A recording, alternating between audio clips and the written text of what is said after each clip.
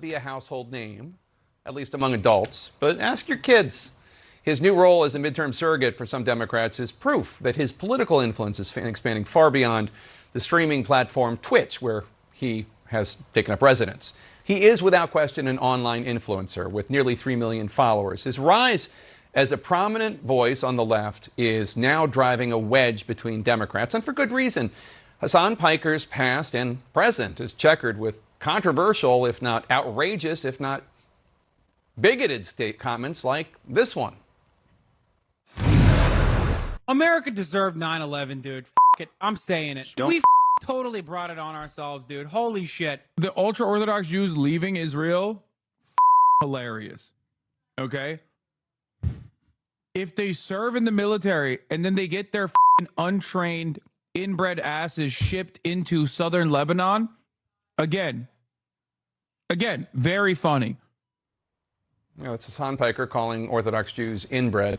Piker has also posted comments such as these, where he unequivocally sides with Hamas, calling them the lesser of two evils compared to the government compared to the government of Israel. Piker has since apologized for his comments on 9/11, but he stood by the rest. He's accusing others of taking him out of context. In a Wall Street Journal op-ed, the leaders of the Democratic think tank Third Way write, quote, "Mr. Piker is anti-American, anti-women, anti-Western, and anti-Semitic. No Democrat should engage with him. All should seek to push him to the fringe where he belongs," unquote. Hasan Piker has recently become an issue in Michigan. It's home to a competitive three-way Democratic primary for governor. Dr. Abdul Al-Sayed, one of the three candidates and a former CNN commentator, announced that Piker will join him for 2 rallies in April. His opponents quickly seized on that, slamming the decision as unacceptable, calling Piker not somebody that you should be campaigning with at a moment when there's clearly a lot of pain and trauma across our state. Our Donnie O'Sullivan caught up with Piker over the weekend at a No Kings rally in New York and asked how he fits into the Democratic Party's future. You have become an issue within the Democratic Party yourself. Tell us about that. I don't think I'm necessarily an issue within the Democratic Party as much as I am an issue for a lot of consultants. I don't want fascism to win in this country. I don't want Republicans to win in this country. We can argue on the methods. Maybe you think that my worldview and my values and the policies that I want politicians to represent might be different than yours. But at the end of the day, I think we have the same goals. I should note, I misspoke. It's a Michigan Senate primary, not governor primary. Jonah Platt is with us. He's the host of Being Jewish with Jonah Platt podcast. Peter Hamby is the founding partner of Puck News. And Peter, look, obviously he has said a lot of things that a lot of people find outrageous, and he called one Jew a Zionist pig dog. He has called Hamas the Palestinian resistance. He has justified October 7th. And on and on and on. What does his influence tell you about where the Democratic Party stands today? And I guess, is it despite those comments or because of those comments? I think it's despite those comments a little bit. I mean, back to your first question. He called what it one says Jew about the a party. Zionist I think pig dog is Dr. crazy. Abdul Al-Sayed is looking for a lane in a three-way primary. He is slightly behind in the polling. And like a lot of Democrats and a lot of progressives, after the 2024 election, wants to connect with young people, connect with young men, go into the manosphere, go into the podcast space. It just so happens that Hasan Piker is aligned with a lot of Dr. Abdul Al-Sayed's views on healthcare, on taxing the rich and billionaires, etc. He is a Bernie, AOC, Zoran guy.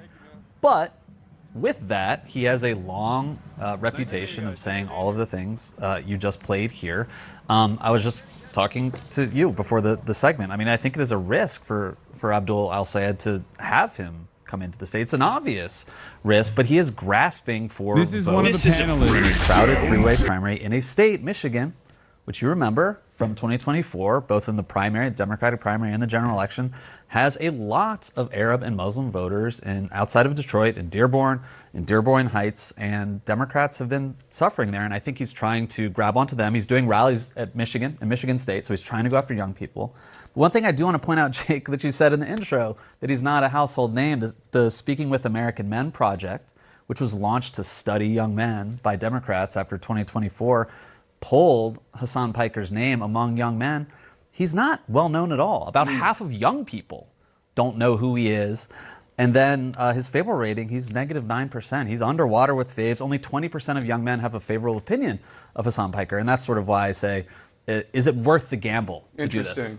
And Joni, in that Wall Street Journal op-ed that I talked about, the think tank Third Way, they wrote, their new meta is to say, "Oh, he's just not he has no emotion anyway. Hasan Piker and his fellow Jew haters belong on the other side." He has no emotion anyway. Asked Piker to respond to critics who call him anti-Semitic. He quoted a few things that Piker had said, especially a Zionist dog or Zionist pig, or I think the actual quote was Zionist pig dog, whatever that means. Here is Piker's response.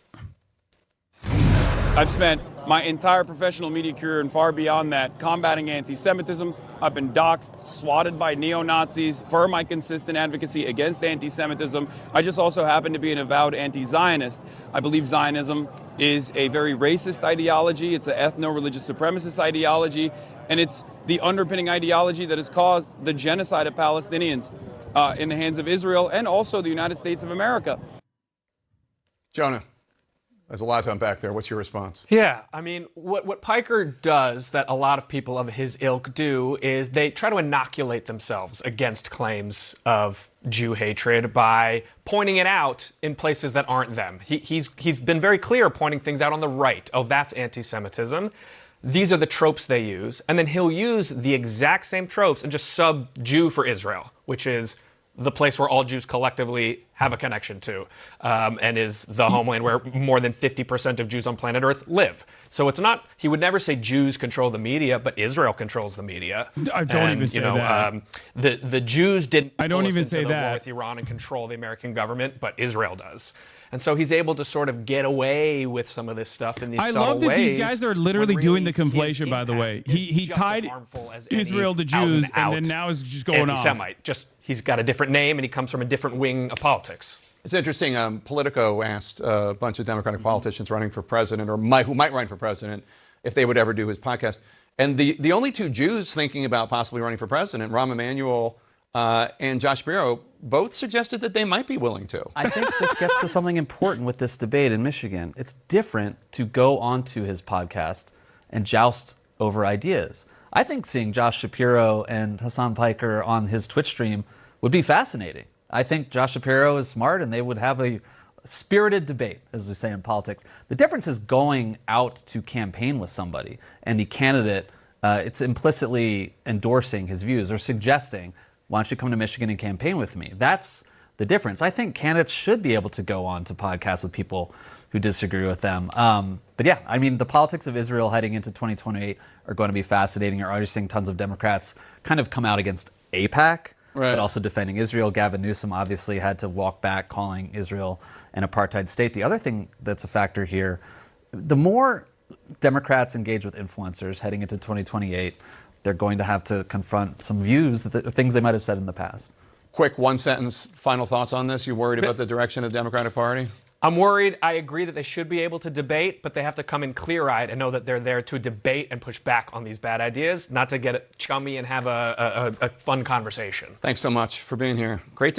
What a great time to be in LA to have you both in studio. Really amazing. Thanks, Jay. The U.S. Army is launching an investigation into this. Apache helicopters. That's awesome. What a fucking panel, dude. It's hilarious they have to use old photos, make you look like 2016 bro. I mean, I don't think it was that bad. Controversial opinion, I don't think it was that bad.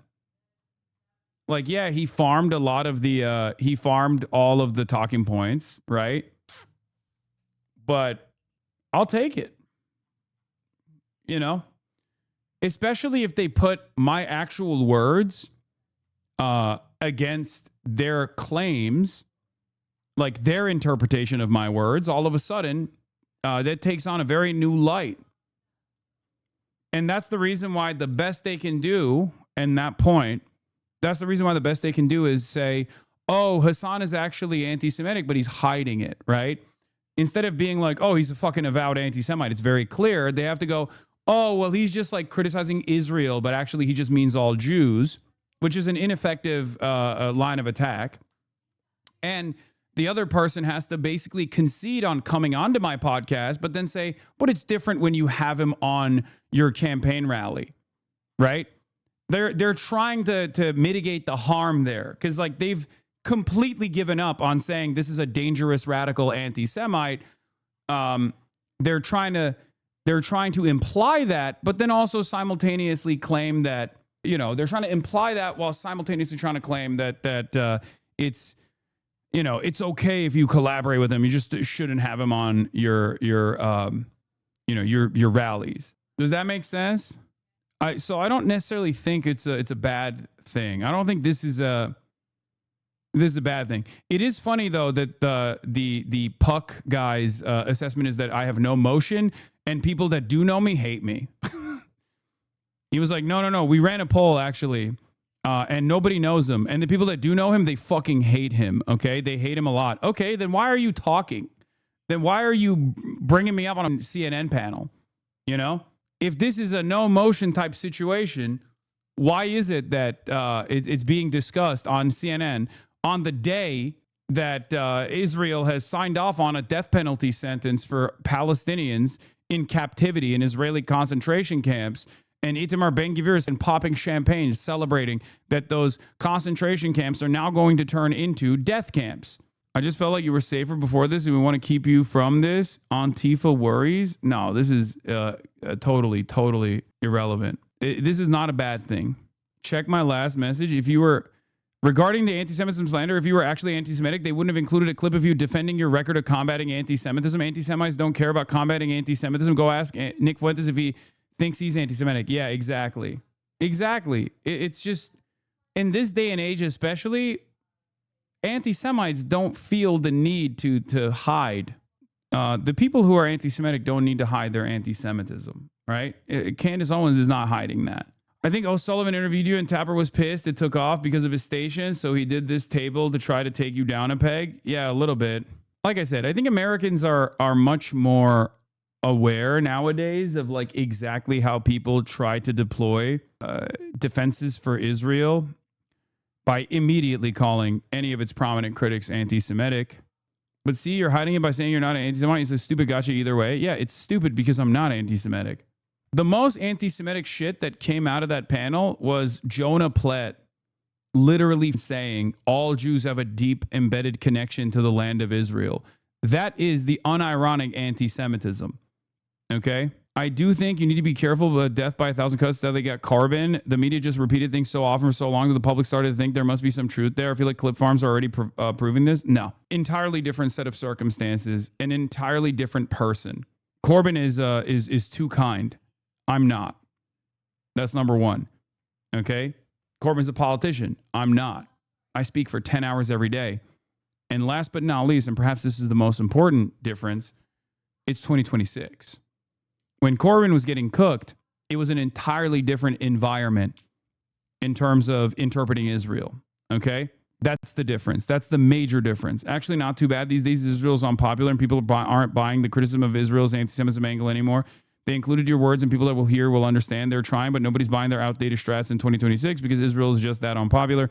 In the end, it's more exposure and people get to hear your own words. Exactly. If people were doing this shit to Corbyn today and not in like 2017, Jeremy Corbyn's approval would skyrocket. A lot of people that want to defend Israel don't understand that this line, what is this? This is, hey, Jewish voice for peace, this you. Jonah Platt, did you hit your head? Noah Colwyn says. Another sad case of Jewish stupids. Once our heritage was Einstein, now it's grown adults who think that the NFL lays down / erases a real yellow line on the field for a first down. It's also even funnier. It's also even funnier because like they do this with Zach Polanski. They are doing this with Avi Lewis. Like Zach Polanski and Avi Lewis are both Jewish and anti-Zionist, right? Zach Polanski is the leader of the Greens. Avi Lewis is now the new leader of the NDP in Canada.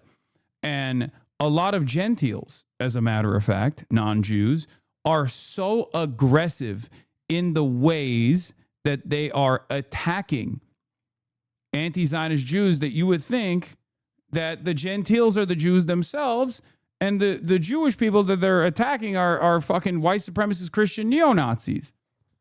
It's unbelievable. So just remember, it's totally ridiculous, and it's just the dying gasp of a movement. Gentiles. Oh, Noah literally just texted me and said Gentile. That's so funny. He's watching, I guess. And so are you guys. Gentiles. Sorry, Gentiles. Yeah, it's in its death throes, right?